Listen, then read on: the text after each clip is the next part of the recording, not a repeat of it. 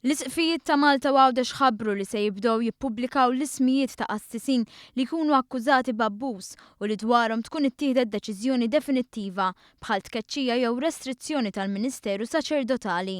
Dan se jagħmlu fuq is-siti elettroniċi tad-Djoċesi ta' Malta u Għawdex u l-ewwel isem ippubblikat kien dak ta' Dumink Camilleri.